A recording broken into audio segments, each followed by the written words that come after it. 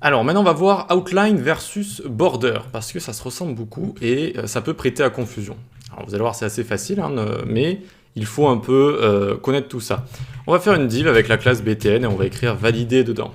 Valider, hop. Et je vais venir ici faire .btn, tac. Et je vais commencer à faire, tiens regardez, outline, 10 pixels, solide. Et je vais mettre par exemple hashtag 333. Et on pourrait se dire, mais attends, c'est pas border ça? C'est pas ce qu'on a vu juste précédemment?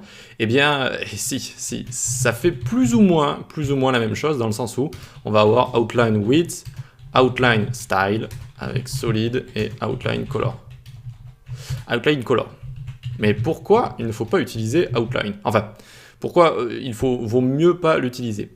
Alors déjà, border est beaucoup plus complète dans le sens où on va pouvoir gérer chacune de ces propriétés au cas par cas, c'est-à-dire au côté par côté. C'est-à-dire que je peux faire par exemple border top left radius par exemple, et je commence à lui mettre 50%, et ça va arrondir un angle. Ça c'est pour les radius, mais il n'y a pas que ça, il y a aussi border top color, tac, et je mets green comme ça, et ça va gérer la bordure en haut et lui mettre donc la couleur verte. Donc en fait, border est plus complète, on peut gérer vraiment tous les côtés. Border, ça va prendre de la place, là où outline ne va pas prendre de place. C'est-à-dire que si je commence à faire des éléments en dessous, regardez, si je commence à faire un button notamment, un button et je vais écrire valider dedans, tac, vous voyez qu'il est passé dessous comme ça. Ça peut être plus ou moins embêtant. Et dernière chose, outline ici, outline radius, ça n'existe pas. D'accord, donc outline radius, comme ça n'existe pas tout simplement. Donc on ne peut pas faire de rond avec ça, on ne peut pas faire les petites créations qu'on a fait précédemment. Bref, outline, on évite de l'utiliser en fait, tout simplement. Mais vu que vous alliez le rencontrer dans votre vie de développeur, hein, c'est sûr, à un moment vous allez voir outline. C'est un petit peu le frère, comment dire, le frère de border, mais qu'on n'utilise pas en fait parce qu'il est moins complet et il permet de faire moins de choses en fait, hein, tout simplement. Voilà. Donc c'est possible que vous rencontriez outline.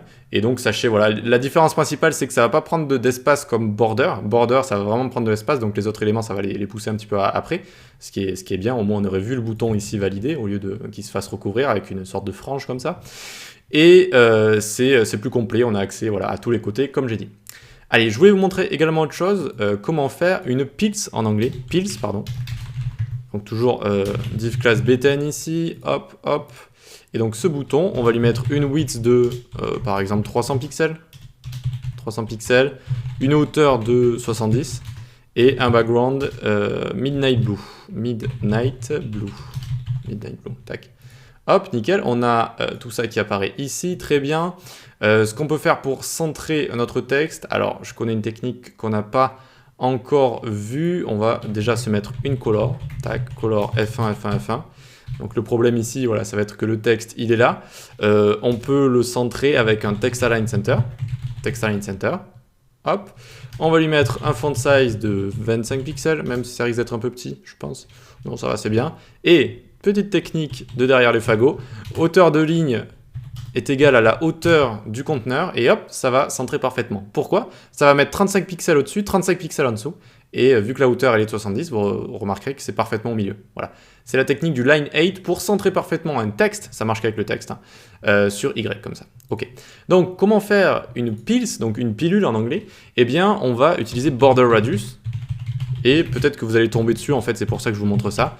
Peut-être que vous allez tomber sur ça, en fait. Vous allez tomber sur ça, vous dire, what the fuck, qu'est-ce qui se passe? 9999 pixels. En fait, c'est une technique, c'est juste mettre au-dessus de la moitié de la hauteur.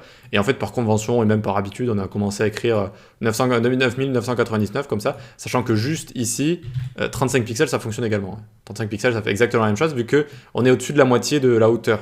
D'accord? Comme vous vous souvenez pour les cercles qu'on a fait précédemment.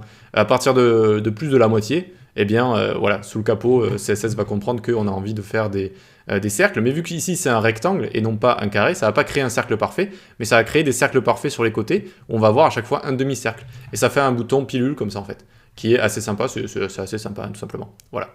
Ok, on a vu ça, eh bien je pense qu'on est bon. Dans la prochaine vidéo, on va faire un petit exercice, comment faire un bouton stylé, et avec un petit effet où on peut les cliquer dessus, un petit effet 3D. Allez, on se retrouve dans la prochaine vidéo.